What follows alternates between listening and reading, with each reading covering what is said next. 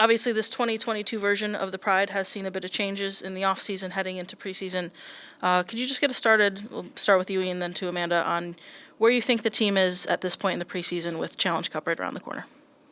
Yeah, I mean, there has been a lot of change. It was a long winter of change, but it's a good group. It's a group that I feel really excited about. The quality is a lot stronger than I think people realize right now across the league and nationally. Within our group, I think we feel good about the players that are now here and part of what we're doing. So, across the board, it's going to be a situation in which there will be some growing pains, I'm sure. A lot of young players. At the same time, it's a really fantastic learning environment for those players to be able to play at this level now, be around some of the veterans that we have as well, and continue that learning experience, then jump into games, and that will, I think, really accelerate the group's development, both individually and as a group. So as we head into the Challenge Cup now, it's just an exciting time to really get into that and see where everyone is and start that development process throughout the course of the season.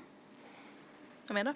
Yeah, you have players gone for international duty. You might have some knocks, people out with injuries. So you're excited when you get the full group back together, and that's kind of what we had now, especially with the scrimmage last week with Kansas City. That was positive in a lot of respects, and considering things we were working on and what our data points were and how the video showed, it was really.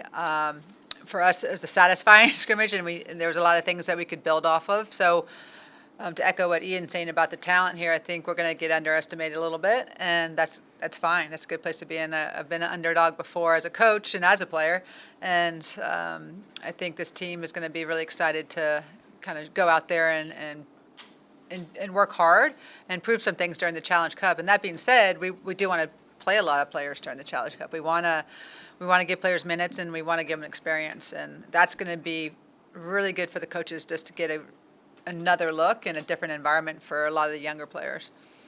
All right, we're going to go with Austin David first, then we'll go to Rachel Krieger that's on the Zoom. Ian, first question for you. With building this roster, kind of rebuilding it, if you will, talking to some of the veteran players that are still with this team, what was the kind of conversations that you had with them and to kind of buying into this new look Orlando Pride?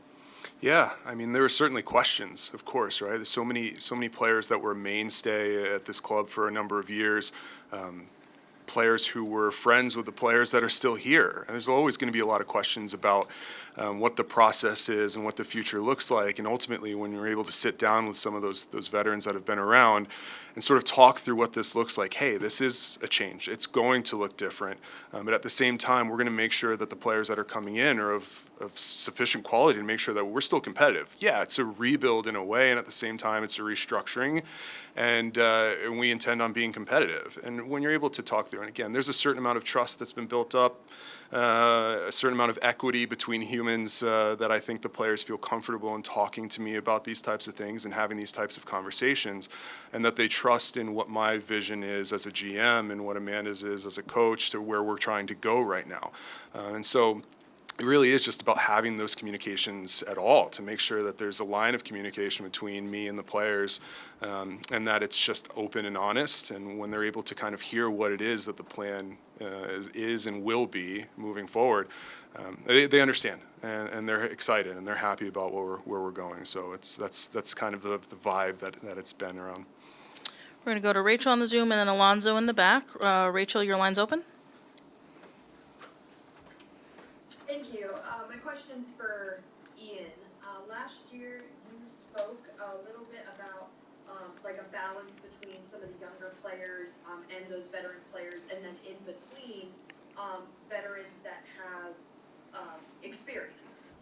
How do you feel about that balance right now? Just kind of looking at the roster. I know you touched on that a little bit in your opening statement, but just kind of want to get your thoughts on that. Thank you. That's a good question because it's been an adjustment, right? It's still something that's very important, I think, to have good veteran leadership, players that have the quality, have shown the quality for a long time. There's that middle area that I know, as you mentioned, I did speak of, and we've continued to add into that area a bit too. Getting in players like Megan Montefusco and Haz James. These are players that have been, around the block, been a part of this league, have shown their quality. And at the same time, it's rolling into a new era of young players as well. So, in that vein, we were the oldest team in the league, weighted by minutes played last year. Now I expect we'll probably be among the youngest because of these changes, but at the same time, that was not really a change in what the distribution of what we're looking for in terms of a balanced squad. It's a little different, but at the same time, it's still a good mix of veterans, players in the prime of their career, and younger players who are just coming into the group and looking to learn and contribute. So I'm still happy with where that is. I think that it's going to continue to be a process from year to year, but where it stands is I think we're in a good place. Go to Alonzo and then right in front to Melissa. Thank you, Aki.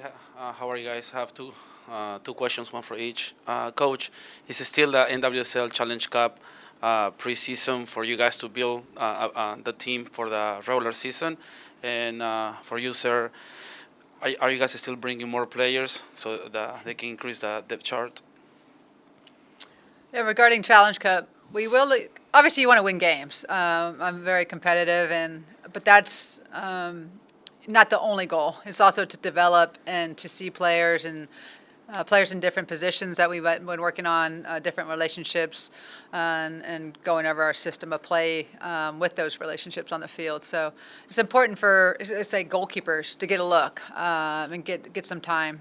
And knowing that we might need a different goalkeeper than the starter down the line. You never know when an injury might happen. So it's really important that players feel like they've gotten experience and are confident in that.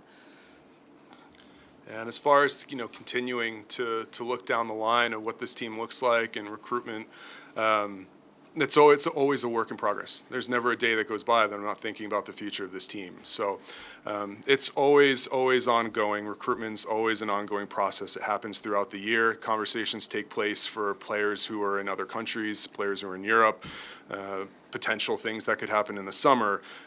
Conversations with other GMs around the league talking about trades. There's always chatter going on. So it's always an ongoing process. It's always fluid.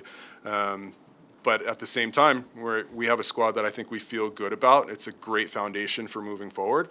And when the appropriate opportunities come, we can take those. But we're not going to rush this process either. I fully want to see who we have, what we're doing, and what direction I think we all want to go. So it's always ongoing, but we'll take the right opportunities when they come.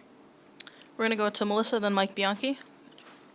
This is Melissa Thomas of Florida National News. This question is for you, Coach.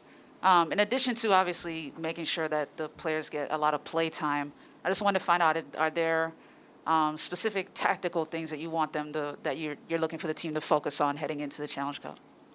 Yeah, depending on the opponent, it's gonna be really good to get scouting reports that are accurate, because right now the teams, like every team, has changed a lot. It wasn't just the Pride. So teams are going to be playing differently, different philosophies with new coaches, different systems of play. So when we have a good feel how Washington's going to play. We're very familiar with those players. I coached Ashley Sanchez, recruited Trinity Rodman, played against Ashley Hatch. I think one of the other forwards from SC might be a starter. So when we get a feel for what they might be doing, and then the next opponent, we'll have different schemes and setups to defend. What system, what formation might that be? And so those will be things we'll implement and try to fine tune with different players. And I mentioned the relationships on the field aren't always about attacking relationships. There's defending relationships as well, and how a back line working really well with their sixes. It's really important to see communication and how we can help each other on the field, especially with their defensive setup. And then in transition moments, are we finding Marta in the right space? Can we find Sid higher up the field? How are we setting up players to score their goals and do what they can do best? So that's up to us to put them in that system that's going to help them thrive. I'm going to bounce around the room. We'll go to Mike, Jamie, and then Luis. Yeah, this is for both. I'm trying to get the answer to a very important question. Who is the GOAT? Is it Marta? Is it Michelle Akers? Can you have co-GOATs? What's Well, gosh, you're gonna put me on the spot like that. I played with Michelle Akers, so I think I will always have her as the GOAT. But Marta, I've obviously watched a long time, and now seeing her as a player and her youthful energy and her passion for the game is unparalleled. And so I'll call them co-GOATs. I'm okay with that. Ian?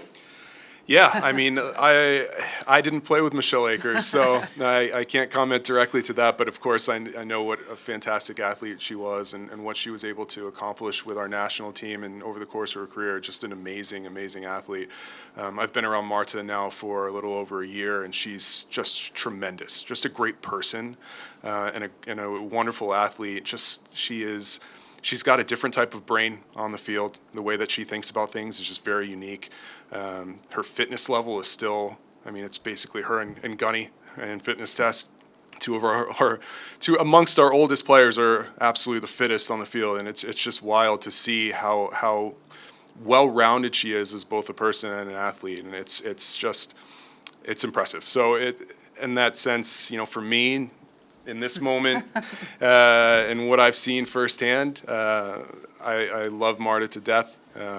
I'm comfortable with the co-GOAT. I trust Amanda's experience with Michelle as well. But they're both wonderful. Jamie, then Luis. Thank you. I have two questions, one for Ian, one for Amanda. First for Ian, talking about Marta. When you lose the kind of star power you did in Alex Morgan and Ashlyn and Allie, how much of a benefit is it to have Marta there on the field bringing fans in? And then Amanda, after he answers, I'm wondering, you said in your opening comment that you think your squad's going to be underestimated come the Challenge Cup. Why do you feel that way? What have you seen from them in training? Thank you. Yeah, I mean, it's incredibly important to have a player like Marta around. Her attitude is always so good, it's infectious, and she's still a draw. She's a draw for fans, as you mentioned, and having people come and see our games firsthand and what the quality is. And at the same time, she's a draw from a recruitment standpoint, too. When I talk to agents and talk to players potentially interested in coming to our country, our league, our club, and they say, wow, I can play with Marta. Yeah. You can. It's great. So it's a good thing. The players, I think, respect her. Right? They look up to her, and for good reason. She's just, like I said before, she's a good person and a better athlete, better person, even. So it's helpful to have both from a fan perspective within the locker room and makes my job a little easier too. Yeah, I'll just add before I answer that question about Marta. We just named her captain, and she's one of those players that everything she does, you can tell she does it for the team, for the together, the cohesion, and very much a servant leader. And she wants to do things together, and that's for someone of her caliber, it's pretty rare. And like I said, it's been a pleasure to coach her and just kind of see her. It really is like this childlike love for the game that just exudes from her, and then it is contagious to everybody else.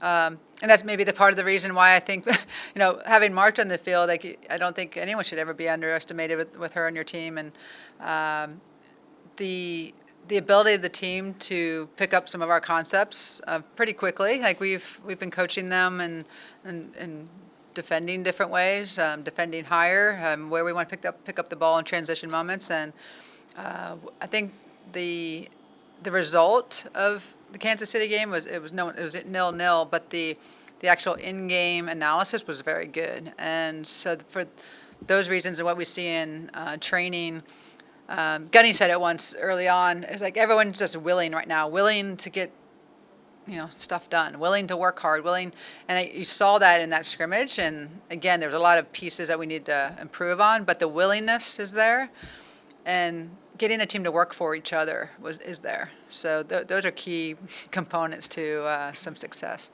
down the road. Go to Luis, and then we have a couple questions on Zoom. I have a question for Ian, a question for Amanda. Ian, first and foremost, a lot of Pride fans have called this season a fresh start, obviously due to the departure of some veteran leadership. But is the motto and objective the same as last year's, which is winning the NWSL championship? And then to Amanda, Parker Roberts was re-signed by the team, as well as Maggie Doherty Howard and Kaylee Collins. How much of an impact do you believe they're going to make this roster, not just the play level, but also in the locker room? It's a new Pride. It's a new Pride, but it's the same goals. Right? We're all here to win. That's the point. The path to that end goal looks a little bit different with who's involved, but end of the day, we're here to win games. Right? We're brought in to do a job, and that's exactly what that job is. And the path there is different. Now it looks a little bit more like a younger path and a development path, and one that we can build on over a course of years. I know I've spoken to this over the past year or so since I've been in the job, is I'm looking today, absolutely. I'm also looking a year from now, 2 years from now, 3 years from now, and trying to make sure that what we're doing here can bring us sustainable success. That there's a plan, that it's not just year to year winging it and hoping for the best, that there is a plan and we're working towards that. The three players you mentioned, just want to make sure, Parker, Maggie, and Kaylee. I'll start with Kaylee, fantastic goalkeeper. I'm really familiar with her from her days at SC, shot stopper. She's a young goalkeeper that will just get better and better with experience and time on the field, so we hope to get her some minutes during the Challenge Cup. She's also a leader for her young age, and she's been involved in different committees, and she's on our leadership council for the team. I think she has a very good perspective and just demeanor to her, and it's really important for a goalkeeper to have that calming, but also a presence. Maggie and Parker, great signings. They're both from UF and have that in their blood. I think they want to do well for the Pride, and Maggie. They have different skill sets. They're both midfielders, but Parker's more of that defensive. Can she break things up? Can she be a ball winner and start the attack for us? Maybe help us in the build. Maggie has a little bit more maybe creativity to her game as far as going forward into the attack, and that's what she's more of an 8 than a 6, and she'll add that. And I think she also has some versatility. They both do. They both have some good versatility. We've been playing Parker at center back at times if we need 6. Maggie's been in the 8 and 6 as well. So you love when players are versatile, but also just want to be on the field. And they both have that. Just put me in. I don't care where you put me. Just I want to have an impact on this game, and they have really good energy and attitudes. We're going to go to Theo Lloyd Hughes on Zoom with Striker Texas. Hi, I wanted to ask Amanda about what your soccer identity for the team this year is going to be, and then for Ian, how do you make sure you can bring the players to Amanda to get that identity on the pitch, and what's that relationship like? We were just having more conversations about that this morning, just with player acquisitions and kind of what our look is going to be and our identity as a possession-oriented team. I think any team that has Marta, quite honestly, should look to build through her and build through the midfield. And we want to break lines. We want to keep the ball. Obviously, there's times to be a little bit more direct or play the territory game, but we've been working hard on those relationships. How can we build and be dangerous? Our movement off the ball, and being like a very very creative, fun attacking style team. And if any of you saw the scrimmage, you saw some of that. Like, there was glimpses. There we had some turnovers and transition moments. I think we need some more composure, but. The chances we created and the ability to get forward and commit to the attack was there, and that's what we're going to ask our outside backs to do. We want to have that freedom once we break midline to attack in a variation of ways, and it may look like a 2-front at times. It may look like a 3-front. We might have a 10 running through. So that's the goal of ours, is to make it very unpredictable and hard to defend. And the key from my perspective is it's communication. It's understanding what the coaching staff needs in order to be successful with the way that they're trying to play. As Amanda mentioned, we're having a conversation this morning about stylistic parts of our team, what we're looking to do, how we're trying to play. And then for me, it's a matter of going out and trying to make sure that the players that we're recruiting, the players that we're bringing in, have the skill sets, have the traits, have the mentality necessary to come into a squad and be able to succeed in the roles that we're going to put them into. What we don't want to do is go out and get a player that we think looks one way and ultimately is not going to be able to fill the needs of the system that we have here. So the key to that process is just making sure that the communication is strong between me and the technical staff, so that we're always on the same page with what direction we're going. We'll go to Jessa Braun with Just Women's Sports. Hello. Amanda's talked a lot about relationships on the field. With so many new players, I'm wondering what you guys have seen in terms of players building relationships off the field and how important that is to your success this year. I think it's really important. I'm always, we're going to do things to help the team culture, whether maybe it's bring in a speaker or specialists in those areas, but also encourage them to do things together. I know it's not college, and you can't they're not in the dorms together, but some of them are in apartments together, and they might have some of the same likes that they share, and we want them to get to know each other really. And one of our scrimmages, we had like a team meal together at a restaurant just so we could sit and talk, and sometimes that's the best way to get to know someone. And take away the cell phones, go to dinner. Just not physically take them away, but just put them aside. You know what I mean? Like put their phones aside, actually look at each other and talk, and remind each other how important that is, and share a meal, go to coffee together. And that's one thing with the Leadership Council we've been asking of them, and they've been really good about taking initiative, pulling the younger ones in. And in the end, you want to feel welcome and you want to feel inclusive, and that's what we're trying to build here. Go to Austin, which might be our final question, unless there's anyone out there.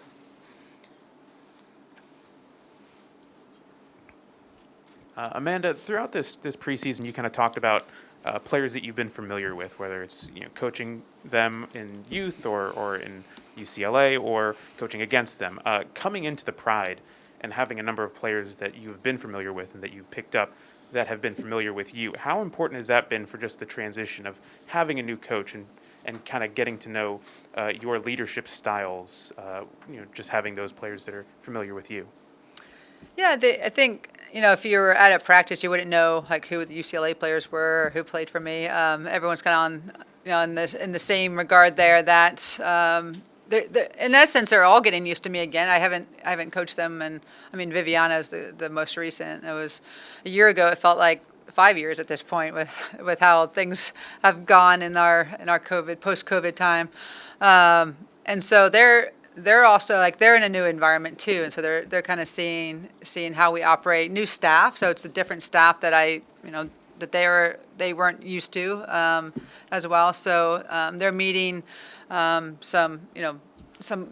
of those challenges just like everybody else. Like just how do we get them used to kind of our philosophies, how we coach, how we approach the game.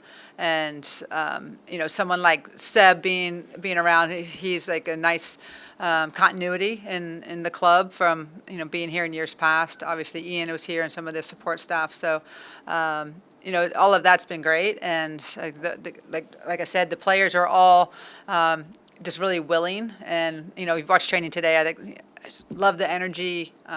There's times you're like, we're doing one game, we were like, gotta score some more goals, how do we do that? And then the next couple minutes, it's, 2-3 goals are going in. And, so for me, it's just about, this is like grasping it and really having fun with it and reminding the players, like there's so much to be had here still. Like nothing's set, right? As far as lineups and this, everyone gets a sense of some lineups, but I just always want them to feel like they're always going to be challenged. They're always going to be reaching for the next goal, and whether they know me or not, that's what I want them to feel and start to really believe.